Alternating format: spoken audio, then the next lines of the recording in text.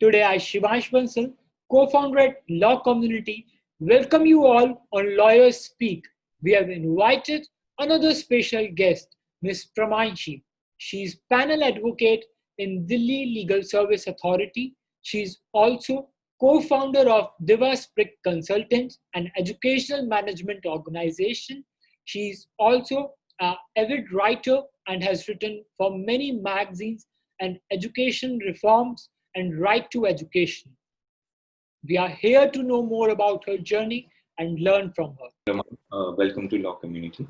So, ma'am, my first question is, what factors influence you to choose law as a career, and how was your law school experience like? Okay, so my fascination with the legal profession started very young. My parents are lawyers. I belong to a legal background. And I remember a time when I was a kid and I used to help my mother with drafting. By help, I mean, just type whatever she used to dictate. But uh, when you experience somebody drafting or strategizing a case or discussing all the legal aspects of a case, it just you realize there's so many intricacies to the profession, the manner in which you build a case, the manner in which you present a case, and all these aspects are very fascinating. So I think my fascination started very young due to that experience, and of course it later grew because I was brought around a lot of political and legal discussions, social discussions about social issues, and in the manner in which people discuss things. So I think there was a lot of influence from my family that helped me realize that I have a very keen interest in law. And other than that also, so I used to meet a lot of clients from my of my parents, and a lot of times they used to praise them, saying praise them about how they were fighting their cases and how they were helping them present their cases, and helping them get justice. And that is, I think, a very good incentive to just do good to somebody, to just help somebody out. I think that is how it started for me. And about my law school experience, so I pursued law from USLLS, University School of Law and Legal Studies, Guru Gobind Singh IP University, and in Delhi. So I joined USLLS in 2009.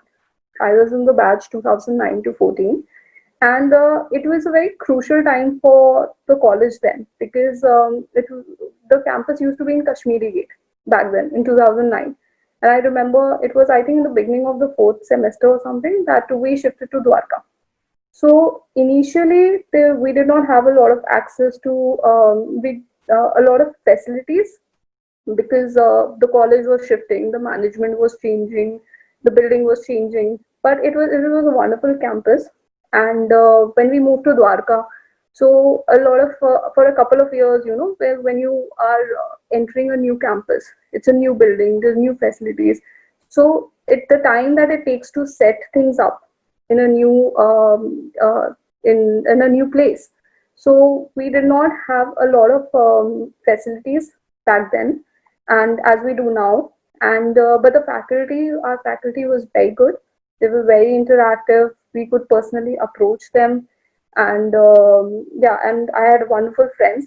So I had a very good experience of law school. So, ma'am, my next question is, after graduation, how did you pursue your career in law, and what challenges did you face in the initial stage of it? Okay, so I graduated in 2014, and so when you're graduating in the final year and the year that follows, you get advice, career advice from everywhere. So I think it is very important that after graduation you take a beat, you actually think about which direction you want to go in, which field you want to pursue, what are the steps that you want to take towards achieving your goals. So I did that. I took a few months off. I evaluated all my options. I analyzed all the aspects that I could follow, and I then joined a small startup firm. It was a small startup firm with, I think, 5 6 lawyers. And because I figured that that is the maximum exposure I can get the maximum exposure in a field like in a place like that. So I joined a startup firm for about a year. I was working there, where I learned most, I think, most of my procedural work and appearances. Appearances were very regular because there were a lot of clients, but there were very few lawyers. So the work distribution was quite even, and so I think that built up my confidence a lot. And then धीरे धीरे I started getting drafting work, and the client meetings and everything, client handling. You observe your seniors. So I think my foundation was that, and after that I went independent. You are actively working as a panel advocate for TSLSA. So, how difficult was it for you to make into it, and what kind of matters come across you? Okay, so DLSA is Delhi Legal Service Authority, and so I had applied for the panel in, I think, uh, February 2018. Yes, and finally the panel came into play somewhere around November 2018. So it took almost a year to process the panel, and I so the procedure went on like this, that I applied for it online, and then after I think about 3-4 months, we were called in to verify our documents, and then another 3-4 months later, there was an interview before a panel of 7 judges, and they all sat together, and they completely grilled you. But I think there were about 200, 300 people who had applied for the panel that I was going for. That is the panel before the Metropolitan Magistrate, and I think 14 people were selected. So that is how I got the panel. In January 2019, you filed an PIL regarding hooligans throwing balloon filled with semen. Can you share some details about this case? What were the intricacies in it? So, okay, I would like to correct you here a little. So, the PIL that we filed, it was in March 2018. It was just after, just during the time of Holi of 2018. So, if you recall, there were a lot of protests that were going on. That there were attacks of balloon filled with semen, and a lot of girls complained against that. So I remember we got a call from Ahmed Colony police station from some students who were protesting there, from LSR mostly, and they reached out to us, and we went down to that place. We got 2 FIRs registered of 2 girls who got completely drenched in some balloon attacks in the middle of the day in M Block Market, and Santanagar and all these crowded areas. So after that, we pursued those FIRs as well, and but we realized that most of these cases just become cold cases, because see, if a person who's throwing a balloon is generally on the passing, they'll be on the bikes or something. They'll just throw a balloon and they'll just ride away. So it's very difficult to catch somebody like that. It's not necessary that there will be CCTV cameras everywhere. So then we decided to file a PIL to map the vulnerable areas for women in Delhi, especially around the time of festivals like Holi, where women just are more vulnerable to such incidents, right? All these hooliganism and all. And it was in January 2019 that the judgment came out.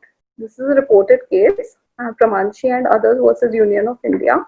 And so in that judgment, so a lot of areas were mapped as vulnerable for the women. The report was submitted by the police to High Court, and the number of female patrol cars, police patrol cars, they were increased in these areas. There was more CCTV cameras installed in those areas. So a lot of changes that came that followed the judgment. So, and luckily in the last 2 years, we have not heard of many incidences with respect to balloon throwing since. So that is what the PIL was about. Apart from working as an advocate and also as a co-founder at Diva Speak Consultancy, you also work in the legal education sector and awareness. So how do you handle multifaceted professional life? Yeah, so we have a foundation. It is a trust actually. My brother had initiated. He's also a lawyer, Pranam Priya. So he had started this trust last year, and I'm the secretary of that. I'm the treasurer and secretary of that trust, and a lot of our work is based on the fact that there's need for legal awareness. And I think most of our issues, most of our litigation, most of our social issues, it comes from the very basic problem that there is lack of legal awareness, not just about uneducated people, illiterate people, but even educated people who do not have a legal background, say, who do not have lawyers in their families. They are not very aware of their legal rights. And I'm talking about educated people who are working in MNCs as well. So I think it is very important to promote legal awareness. And that is why we started the foundation to help the community in this manner. And other than that, we fund a lot of pro bono cases. So the foundation funds a lot of cases, and we pursue it as lawyers with a firm on pro bono basis. Then, so this is how we try to manage both the aspects of our firm as well as the foundation. I would like to add, sorry, I would like to add that we do a lot of legal awareness camps and all in collaboration with DLSA as well. So the entire aspect, they all tie up together in the end. So it is easier to manage that way. So my next question is, how has the pandemic scenario affected the legal workings in your daily life? Uh, in personally in my daily life, it has affected to a certain extent, but not too much, because of our multiple ventures. We have the foundation, as well as we have Devaspec Law Notes. That's a website, and we have a lot of corporate clients and some of the private clients, retainers, panels that we have with the firm. So it has not affected to a very great extent, but yes, of course, to a certain extent it has, because the physical hearings, of course, we charge for the physical hearings, which we are no longer able to. A lot of work has been halted for the time being. So, but now, slowly, gradually, the virtual hearings are coming back into place, even in district courts. So the work is picking up again, but this is with respect to our practice. But a lot of independent lawyers who are not associated with firms, who are completely into hardcore litigation without any backup, they have suffered a lot. A lot of in-house counsels also, they have lost their jobs, because the companies can no longer afford to keep them on board. So it has deeply affected the profession in large. Related to that only, what is your opinion on the virtual court system for hearings and e-filing system? Do you think it is very effective? I think it is effective to a great extent. There are a lot of pros and cons to the virtual court hearing system, in my personal opinion. So, like when it comes to Supreme Court or High Court, and even district courts for the hearings, it is good that there is transparency, and it is easier for people to attend these hearings when they are residing at a remote location. They're not in town, and so it kind of eradicates the need for unnecessary adjournments. It will be it is fastened the entire process. But at the same time, we have to understand that not everybody has access to internet or smartphones, or even a place where they can actually just go and attend hearing.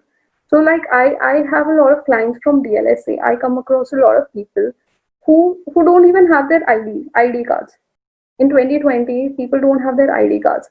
They were married off when they were 15. They're still suffering. They're uneducated. They're daily wage workers. We can't expect them to have access to internet and smartphones and all to attend these hearings. So after a point, at least during the lockdown in the district courts, I don't think it is going to be very effective. But maybe eventually, when if the virtual hearings are happening and the lockdown is lifted, So maybe the clients can come down to the lawyer's office if feasible, and the hearings can take place from that. Then it will be much more effective than it is right now. So, ma'am, my next question is, what should be the internship plan for the law student who wants to pursue his or her career in litigation field? Okay, so during the 5 6 years of law school, I think I think people should do multiple internships, but it has to be at least two goal oriented. Uh, the first should be where they can learn a lot of work.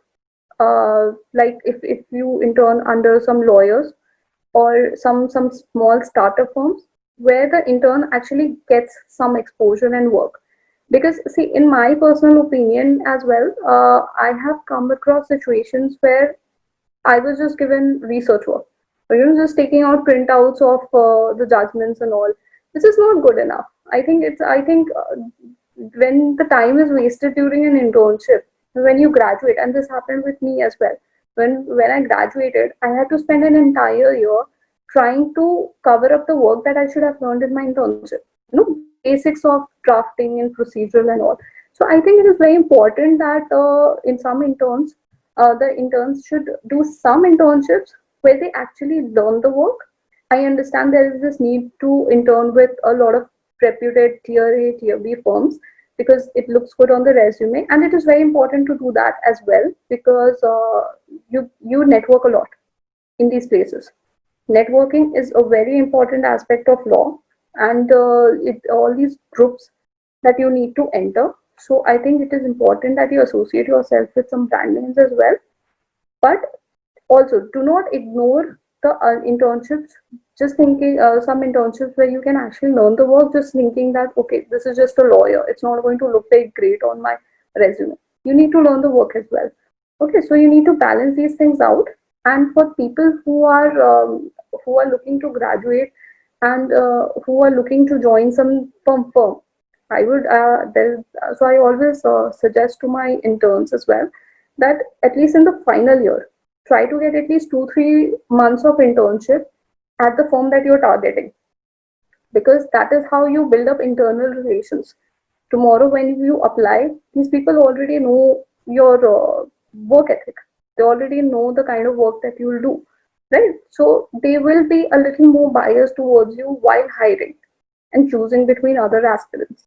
So I think that is how you should plan on your multiple internships. So, my next question is, what advice or some suggestion you would like to give to the people who have just started their career or the law students who are still studying?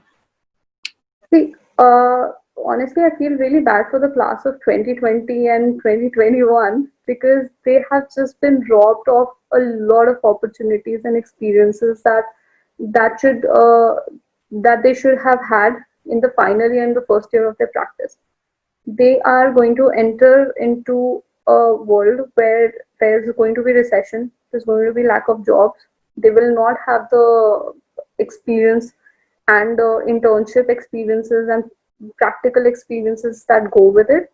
But I think it is at this point, I would like to suggest that they do a lot of online courses like the ones that even your website provides, Law Community, right? I think you're doing a fabulous job by providing all these courses and all you're giving them these opportunity to network with people.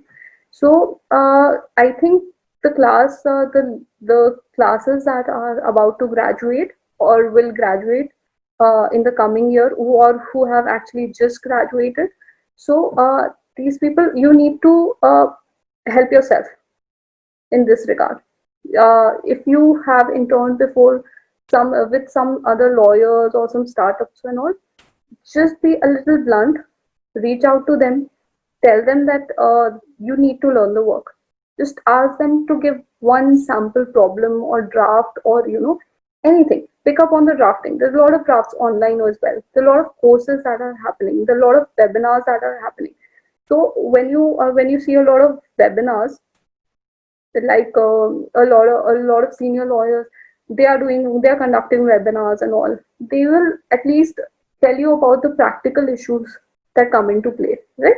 So I think it is best to this is the best way that you can utilize your time during this lockdown. Otherwise it's going to be very difficult when you graduate and then you realize that you are starting from scratch. At least at least you'll be in a better position that way. So that would be my advice: utilize your time well during this time. So, lastly, how can an organization like Law Community prove beneficial to the legal fraternity, and what venues are expected by the legal professionals such as yours? So, like I said, that communities like Legal Community and other similar websites, they are playing a major role right now. Everything is going virtual. This is the time that they can actually help people as well as grow their own website. Uh, for law students who have no connections in the legal community, who have no legal background, who have nobody to reach out to, I think you guys are providing a platform to these people to and exposing them to the legal fraternity, the nuances of the profession, the networking. They you have blogs where they can publish, so the courses they can do. So I think law community and other similar websites, I think they're playing a very major role right now. There's a huge opportunity for them also to grow. And I think if utilized properly by the law students and the recent graduates, I think it can be very helpful for them.